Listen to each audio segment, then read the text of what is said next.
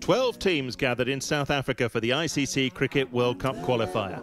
Afghanistan and Uganda joined the 6 associate one-day international teams that had played at the last World Cup: Bermuda, Ireland, Netherlands, Canada, Kenya and Scotland. And the 4 sides that had qualified from Division 2 in 2007: UAE, Namibia, Oman and Denmark.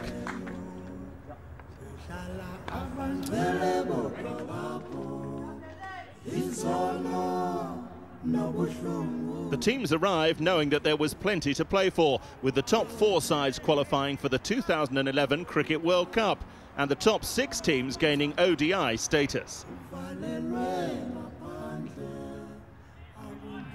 High teams they play before World Cup, like Namibia, Canada, Scotland, Holland, Ireland, UAE. Our team, like Afghanistan, some Uganda, like these kind of teams, they never played before World Cup. They're playing from lots of years, but our team is very new, not much experience, but the boys was very talented. So this is a little bit what we can say, a good experience for us. We play against biggest team, and our mission was just first qualify for Super 8, and then from Super 8 to semi-finals, and then from semi-finals to final. So just step by step, we are just focus all the time. Not saying like that, we are in number 12, now going straight to number 1. Just slowly, closer, closer, and then take a, what we can say, just achieve a target. For these cricketing nations, qualifying for the Cricket World Cup is about more than just performing on the world stage. This is my 4th qualifying tournament now, and coming here I know the results of doing well in tournaments like this. You know, I've played in 2 senior World Cups, a 2020 World Cup, another 2020 World Cup this summer, and under-19 World Cup. So I know what by qualifying what actually it can do for not only your own profile but for the governing body itself. So it certainly whet my appetite to do well in this tournament to qualify for the next World Cup in 2011. I remember in 1999 we played, the World Cup was in England, and we had a game against New Zealand in Edinburgh, and the game before that was against Pakistan in Durham. And you know, the journey from Durham in England to Edinburgh is about 3.5 hours. So we did it by bus. And I remember driving from Durham straight back to Edinburgh after the game, or day after, to begin the preparation for the New Zealand match.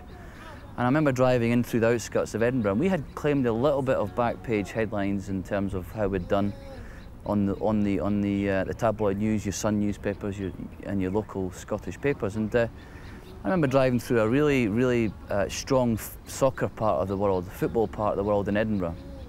And it was match day. I think Hibernian were playing a pre-season friendly. And, you know, we drove through thousands and thousands of crowd that had Scotland cricket team on the front of the bus.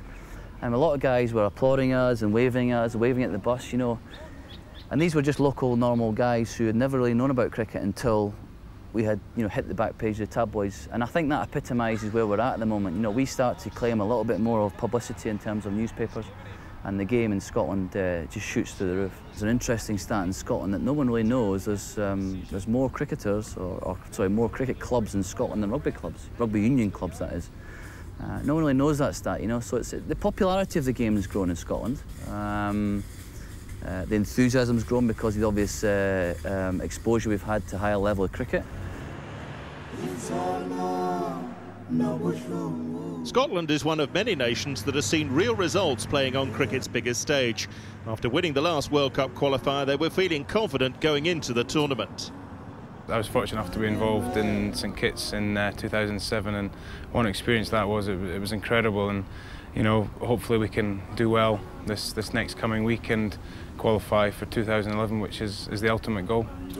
They weren't the only team with high hopes. UAE got a taste of the tournament back in 1996 and were looking to make their 2nd appearance. This is the dream, and this time especially around, team is very good. There's some new guys we bring onto the team, and they're doing very well. So I think it's been a long time since I started playing for UAE, for 8-9 years. One World Cup is all it takes, a lasting memory for any team or player.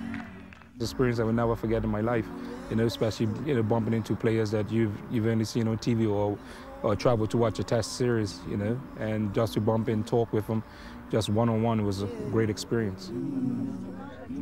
But what of the top associate team, Ireland? They made it through to the Super 8 in the last Cricket World Cup, setting the benchmark for all developing cricketing nations.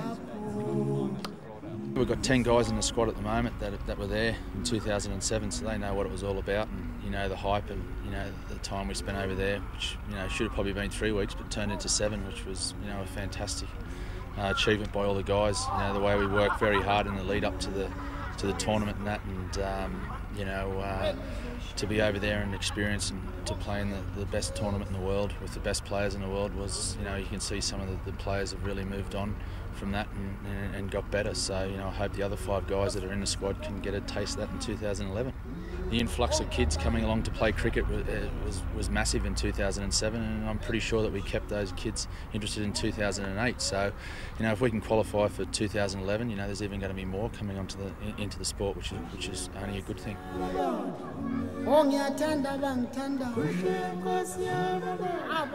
Favourites going into the World Cup qualifier, the pressure was on Ireland though. Teams like Afghanistan had nothing to lose and everything to gain. I think it's a different kind of feeling we're experiencing. The teams are really gunning for you and they really want to take that scalp off you, but I think it's a good position to be in. It makes you stay on top of your game, and I think the squad of players we've got here now is one of the best squads we've had, and I think we're improving all the time, and there's players starting to get left out of the 15 that are disappointed now, let alone the 11. So I think Irish cricket is getting stronger and going from strength to strength, and we want to stay at the top of the associate pile and kick on from there, really. Once you get a taste of it, you just want more. Like, playing against the best teams on a regular basis is what anyone wants to do, and obviously in the world stage, the World Cup is the pinnacle, really. So it was game on, everyone wanting a bite of the cherry. The tournament was split into 2 groups, the top 4 from each group going through to the Super 8s. Kenya, Ireland, Canada, Scotland, Namibia, the Netherlands, UAE and Afghanistan all made it through to the Super 8s.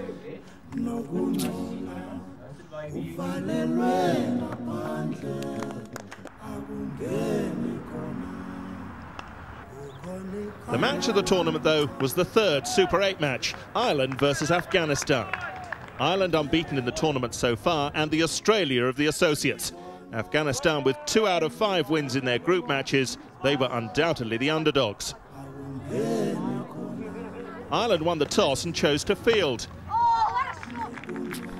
Afghanistan's innings was propped up by a solid knock of 46 from Mohammad Shehzad, 47 from Asghar Stanekzai, and a quick-fire innings from Rais Ahmedzai, who hit an unbeaten 50 from 65 balls to take the score to 218 for 7.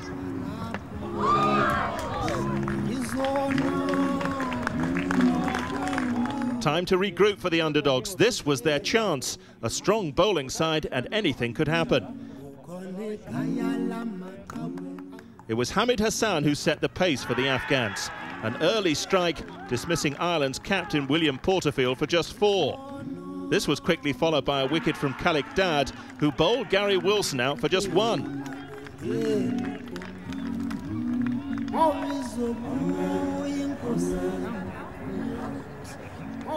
Looking to the sky for inspiration, it was an ominous start for the tournament favourites, a concerned-looking team. There was a fleeting moment of hope as Ireland's Kevin O'Brien and Andrew White both scored half-centuries. But this was extinguished by another wicket from Hamid Hassan.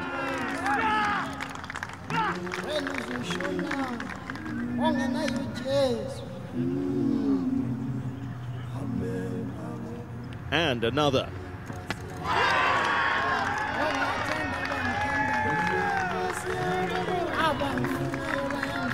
Ireland were eventually bowled out for 196, 22 runs short of the Afghan target.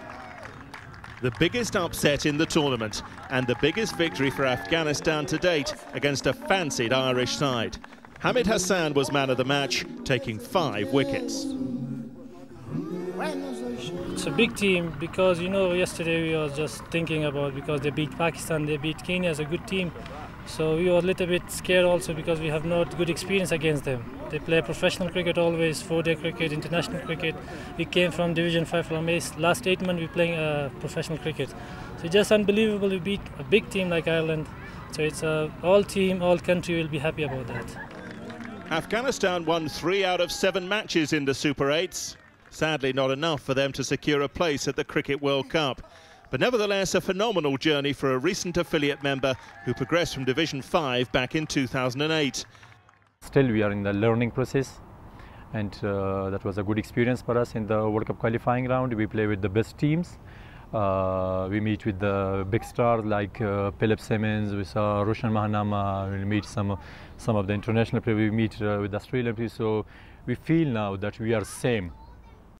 And their win over Ireland became a talking point amongst all top associate teams. It's hugely important to have all these competitions. You look at Afghanistan, they've come a tremendous way and done extremely well, and their result yesterday, you know, people were shocked, but I don't think some of us were, because we know they're a useful side and on their day are very, very capable of pulling off a result like they did yesterday. But certainly these tournaments are extremely beneficial for all these, you know, teams. If you look at the tournament at the moment, it's very tight-knit. Most, like Afghanistan yesterday, they beat Ireland.